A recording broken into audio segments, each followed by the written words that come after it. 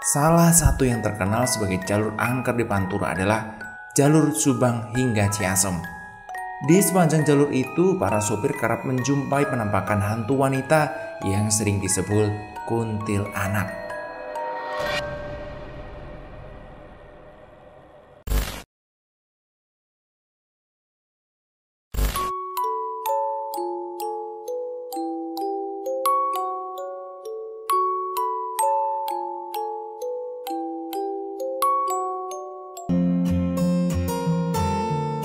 Assalamualaikum warahmatullahi wabarakatuh.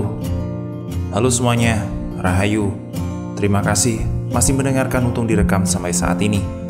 Sebelum saya bacakan cerita horornya, sebagai wujud dukungan teman-teman, tolong komentar, like, dan juga subscribe ya. Dan tentu sebagai wujud terima kasih kami, saya akan melanjutkan cerita dari Restu Wiratmaja, Batur Gaib 2005. Kita sudah di part kedua. Jadi buat yang belum nonton, langsung saja dicek di deskripsi part pertamanya. Kamu yang sabar ya, Cung. Kamu itu kuat. Kamu mau tahu siapa yang ada di dalam tubuhmu? Siapa, Pak Le?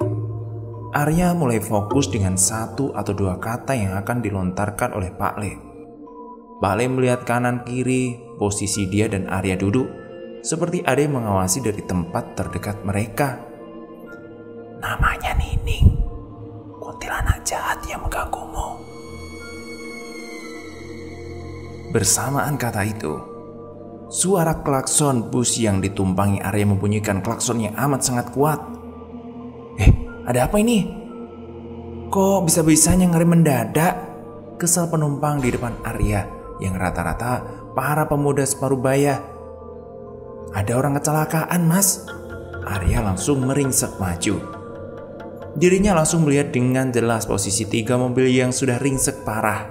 Seketika Arya melihat sesuatu yang janggal. Dirinya mampu menggunakan siji kedipan di dalam bus yang notabene penumpang umum itu. Tampak jelas ada kejadian yang sangat tidak diinginkan dari masa depan.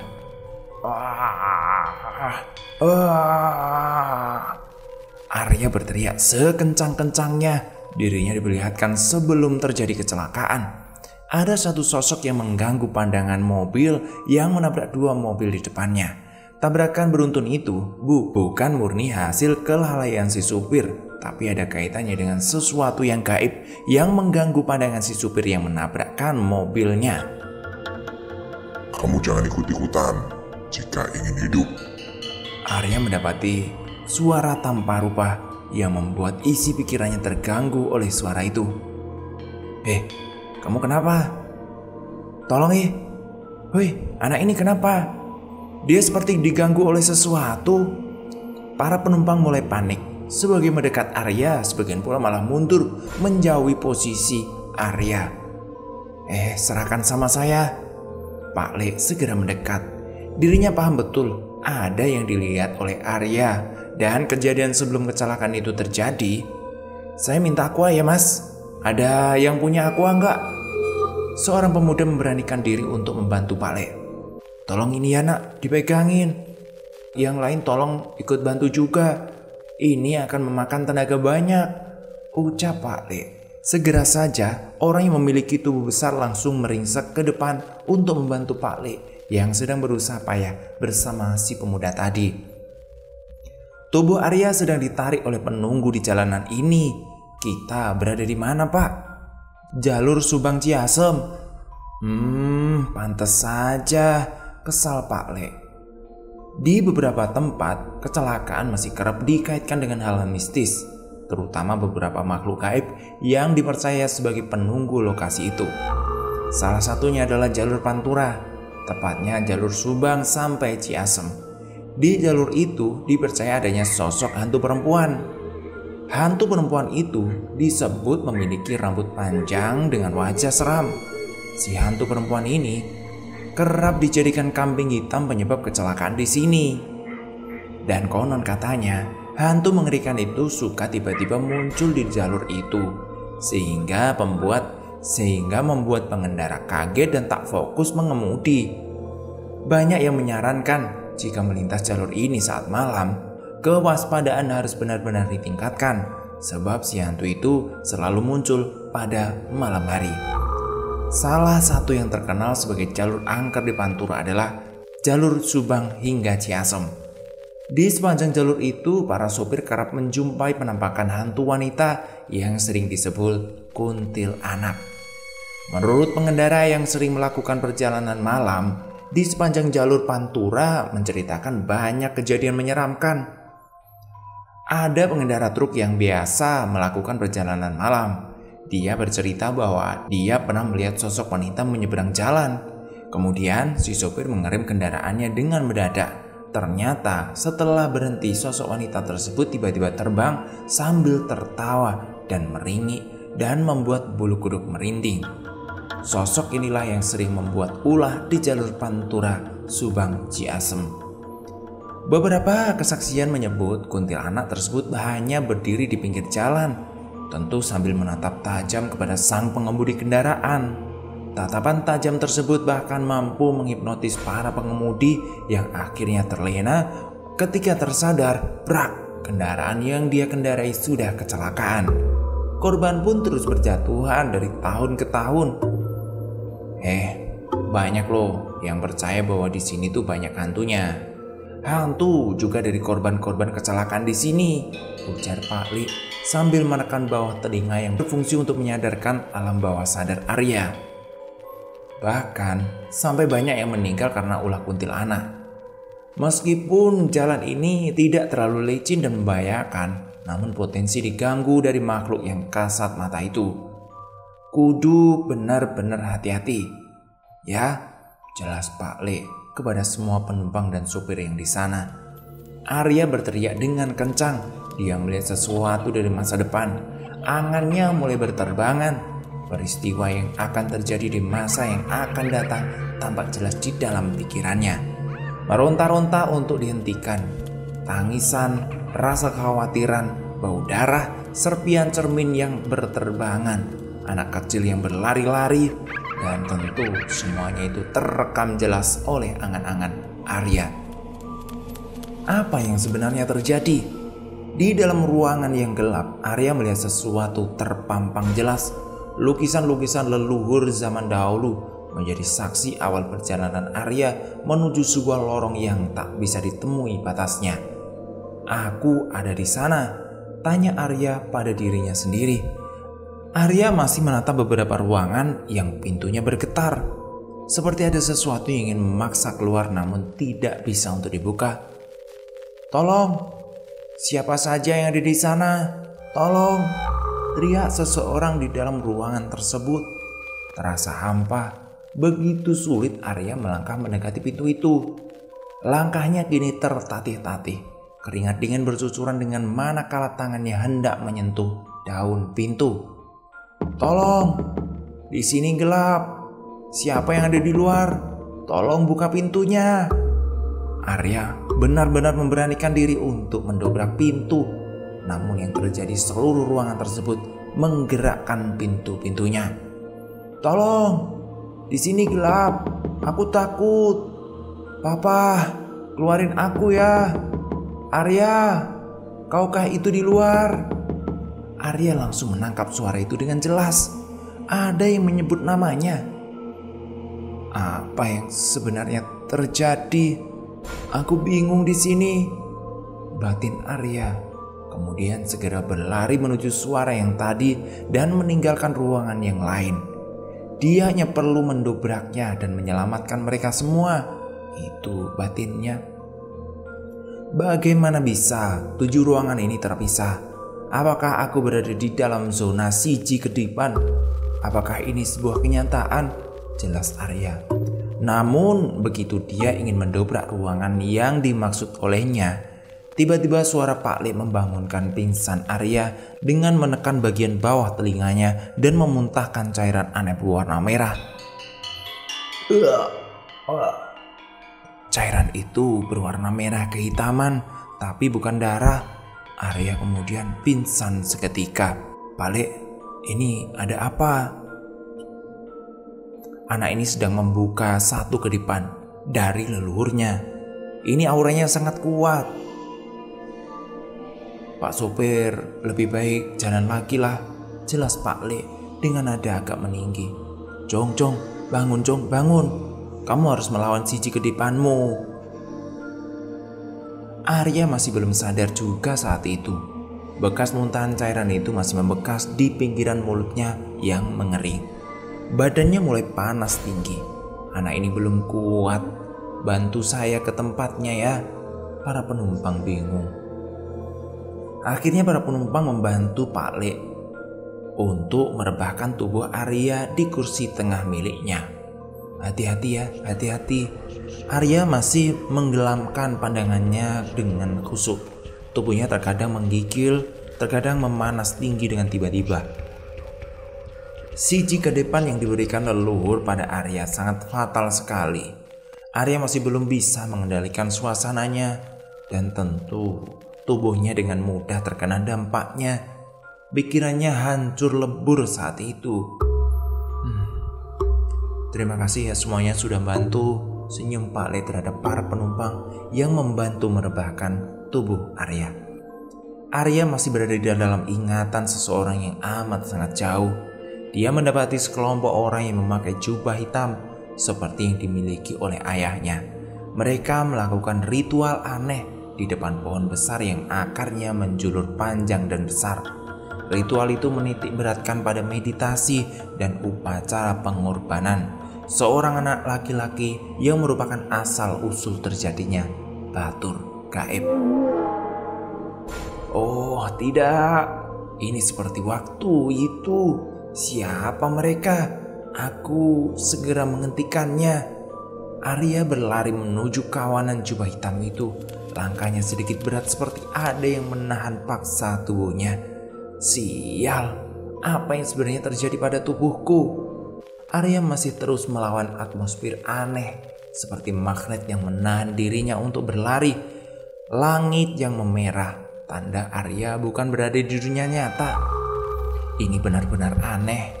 Ini adalah kejadian masa lalu yang datang di masa itu dan menghancurkan masa sekarang. Terdengar bacaan mantra yang memulai ritual itu. Mantra ini kok seperti yang dibacakan oleh Pak Luhur.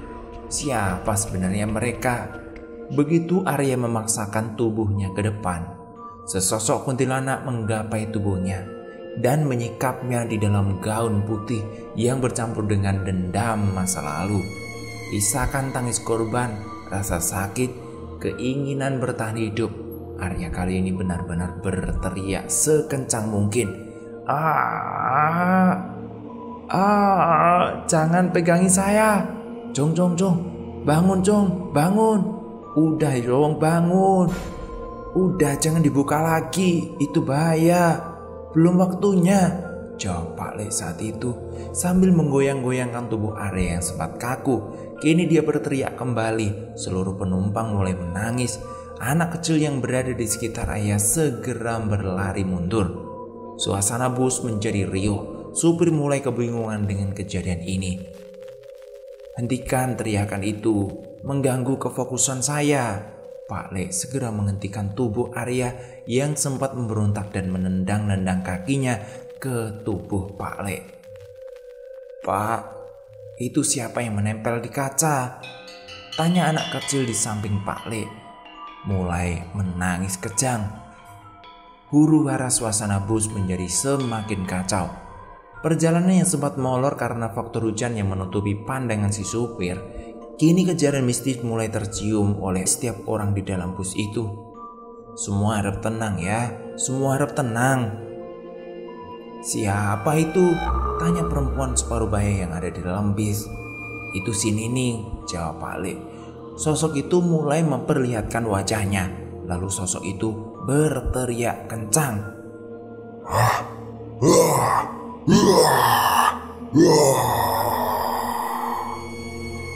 Teriakan Nining membuat bus kehilangan kondisi. Penumpang bertumbangan dengan seketika. Pak Le masih bisa menahan dirinya sembari menjaga tubuh Arya agar tidak diambil jiwanya yang hingga seperempat lagi. Cong, bangun Cong, bangun. Arya masih belum sadar. Sopir bus tampaknya masih bisa menahan teriakan Nining tadi. Si Nining masih mencari cara agar dirinya bisa menembus pagar gaib yang dari awal sudah dipasang terlebih dahulu oleh Pak Le. "Mustahil kau menerobos ini," ungkap Pak Le. Dia mulai berteriak lagi, namun tak ada satupun dampak yang terjadi kecuali Arya yang sempat pingsan kini terbangun. "Pak Le, Pak Le, alhamdulillah kamu sudah sadar, Cong. Pak Le, masih berat Pak Le. Sebentar ya, sebentar. Pak Le, pinjam matamu sebentar ya." "Maksudnya gimana Pak Le?" "Ini akan sedikit sakit, tapi nanti kamu akan tahu filosofi dari ini semuanya." Pak Le segera menutup mata Arya dengan sebuah kain, lalu ditekannya bagian bawah telinga Arya untuk menutup siji kedipannya sementara. "Aduh, sakit Pak Le, sakit." Beberapa detik kemudian, "Sudah ya, sudah selesai." Nining yang mengetahui Pak Le menutup siji kedipan yang digunakan Arya kini mulai merintih menangis. Tampaknya ada hubungan yang mengikat antara Nining dan si Arya. "Pak supir, bagaimana? Sudah baikan atau belum?" "Iya Pak Le, terima kasih ya." "Apa maksudnya ini Pak Le? Saya kurang paham. Terus mengapa para penumpang tidur semua?" tanya Arya. Tampaknya Arya belum mengetahui kejadian itu secara rinci. Yang teringat dia hanya sebuah lorong panjang, lalu memuat beberapa ruangan yang di dalamnya terdapat orang-orang yang terperangkap. "Kamu kelewatin batas membuka siji kedipan itu, Cong. Itu sangat berbahaya." Lalu bagaimana cara agar saya bisa mengimbanginya, Pak Le?" "Saya pun masih takut dengan itu." Pak Le tersenyum lebar saat itu. Kini dia mulai membangunkan satu persatu para penumpang yang pingsan. "Sudah sampai Bekasi. Kok bisa ya saya tertidur di sini?" Para penumpang keheranan dan tidak mengingat satu pun kejadian itu. "Apa yang sebenarnya terjadi, Mas? Kok saya bisa tertidur di bawah ya? Perasaan tadi saya di kursi loh," tanya seorang penumpang yang mencoba mencari tempat duduknya. Anak kecil yang melihat Nining pun tidak mengingat satu pun kejadian yang telah terjadi. Sepertinya ini harus cepat dicegah. Pak Le dalam hati dan perasaan yang was-was juga khawatir yang tak kunjung hilang menjadikan dirinya agak goyah jika Arya hidup di lingkungan ibu kota yang amat sangat luas. "Apa kamu tahu asal-usul dari siji kedipan itu? Dan apa saja yang telah terjadi di masa lalu Arya?" tanya Pak Ale. "Boten Pak Le, boten. Saya tidak tahu Pak Le." "Siapa nama aslimu dan dari mana kamu berasal?" tanya Pak Le. "Arya Kusuma, asal dari kota Cirebon." "Siapa nama ayahmu?" "Hanif Atmaja." "Nama yang bagus. Kurasa bapakmu lah yang pertama kali membuat masalah ini." Saya tidak paham Pak Le. Bisa dijelaskan nggak seperti apa itu?" Gini Jong, gini. Yang penting kamu yang hati-hati aja ya," katanya. "Aku melihat sesuatu yang aneh di dalam tubuhmu. Apakah kamu pernah melakukan seserahan sebelumnya?" tanya Pak Le. Dari mana Pak Le bisa tahu? 3/4 tubuhmu telah dikunci di dalam alam lain, dan kau harus terus dikejar oleh sesuatu yang hadir ketika acara seserahan itu, sehingga kau akan selalu diikuti olehnya, jelasnya. "Olehnya siapa Pak Le?" "Nining. Kuntilanak yang menganggapmu sebagai anaknya sendiri. Kau juga sedang ditarik oleh makhluk lain yang mungkin akan menjadi penolongmu kelak." "Siapa itu?" "Apta." Ketika Pak Le menyebut nama itu, Arya seketika langsung mengingat kejadian itu. Tepatnya tahun 1990 lalu, saat dirinya menjadi tumbal seserahan yang diklaim sebagai tumbal penyerahan jiwa. Apakah ini gara-gara Pak Luhur? Pak Le, apakah si Kedipan juga mempunyai ranah yang sama? Si Kedipan itu kemampuan yang leluhurmu turunkan untuk melindungi serta memberikan petanda baik atau buruk ke depannya. Apakah hanya aku yang memiliki si Kedipan itu, Pak Le? Tanya Arya. Kau akan menemui temanmu nanti. Kamu bakalan ketemu partnermu sendiri, tegas Pak Le saat itu. Arya hanya mengangguk pelan. Embun di kaca bus mulai terlihat. Perjalanan Arya sebentar lagi sampai. Insya Allah aku akan bermain di tempatmu, Jong. Jangan pernah membuka si Kedipan lagi. Itu berbahaya. Ingat pesan Pak Le. Iya Pak Le, iya. Kampung Rambutan. Terus kemana lagi, Jong? Emang rumah Om kamu di mana? Rawamangun, Le. Kan dekat ya sama UNJ. Oh iya. Sambil membulatkan bibir Pak Le. Pak Le tahu? Tahu, Jong, tahu. Masih satu daerah dengan tempat saya. Rawamangun juga. Oh gitu ya Pak Le. Kernet bus mulai memotong pembicaraan Arya dan Pak Le. Sudah sampai kampung Rambutan. Siap bos, siap. Kita mau turun juga ini, jawab Pak Le dengan logat Betawinya. Lah, kamu mau bareng sama bocah ini? Tanya Kernet. Ngapa memang? Lu sedaerah sama nih bocah? Udahlah, gak usah diurusin. Yaudah, gitu aja. Arya hanya berdiam sambil menjinjing koper yang berisi baju dan lainnya. Ya sudah, gua cabut dulu ya bos, sapa Pak Le kepada Kernet dan sopir bus itu. Ya dah, hati-hati lu ya. Siap. Udah, ayo Cung, cari taksi dulu.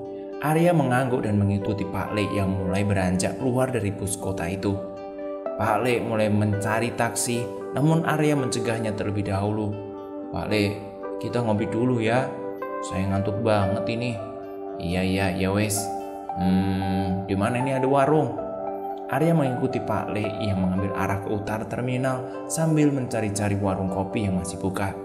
Cung, di sini aja ya. Iya Pak Le, iya. Pesen kopi atau apa? Kopi aja Pak Le, kopi. Pak Le menghampiri pemilik warung yang sedang bersandar di dekat pintu warung. Babe, pesen kopi 2 ya. 1 Indo Cafe, yang 1 kopi hitam aja. Siap. Ya udah ditunggu ya. Arya masih melihat-lihat sekeliling terminal yang tak asing bagi dirinya. Dia mengenali tempat ini, tapi kapan ya? Mungkin halu atau pernah bermimpi. Ngelamun aja. Ada apa? Pak Le mencoba membangunkan lamunan. Pak Le, saya masih ingin tahu tentang teka-teki si Kedipan ini. Apa yang sebenarnya terjadi jika saya sering menggunakannya? Kamu ini. Sebenarnya masalah ini agak sulit untuk dijelaskan mengingat ayahmu yang memiliki darah biru yang amat kental itu, sehingga naluri dalam dirinya sangat membahayakan bagi warga sekitar dan keluarganya. Maksud Pak Le gimana? Pemilik warung datang sembari menghidangkan kopi serta jajanannya. Ini Cak, ini. Oh iya siap. Pemilik warung tersenyum dengan Arya. Kayaknya ada aroma horor nih, ucap pemilik warung. Maksudnya apaan mas? Tanya Arya. Tubuhmu tuh 3/4-nya kemana dah? Kok ngilang? Ada apa memang? Tanya pemilik warung yang ternyata tahu dengan kondisi Arya sebenarnya. Lah, lu bisa ngeliat juga kata Pak Le.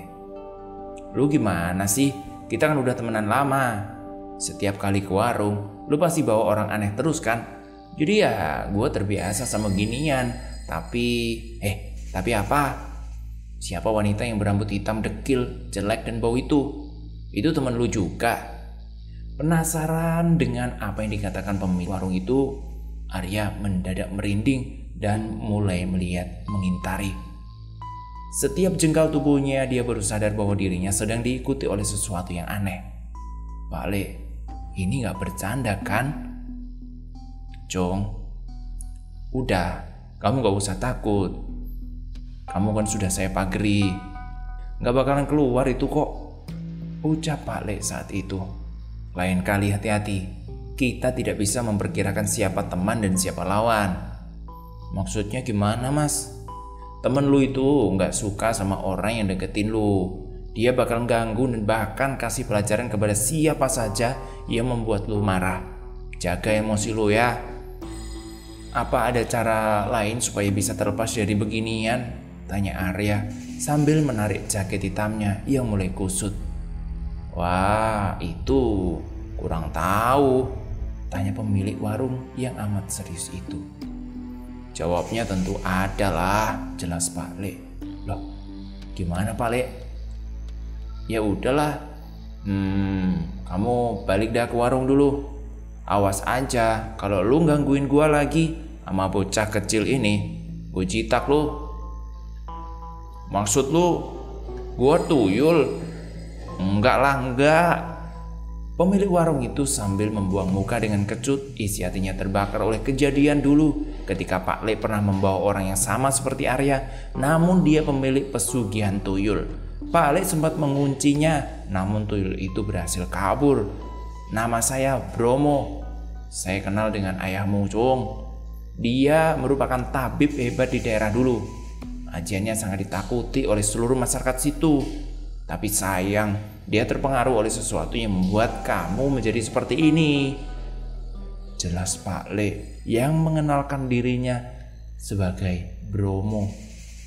Pak Bromo kenal dari mana dengan ayah saya? Apa maksudnya dengan ajian yang sangat ditakuti itu? Ajian itu bernama Ajian Inti Saketi. Sangat ampuh untuk pengobatan dan menghancurkan bangsa jin, bahkan mengirimkan atau menghancurkan teluh. Berarti desa saya aman dan tak ada teluh karena ajian ayah saya. Benar sekali itu. Dan tirakatnya sangat mahal sebanding dengan kualitasnya. Artinya ajian itu sangat berpengaruh. Benar saja, benar itu semuanya. Namun yang saya dengar, di desamu terdapat seorang yang beraliran ilmu hitam yang berpengaruh juga. Siapa dia Pak Le? Kau akan tahu sendiri nanti.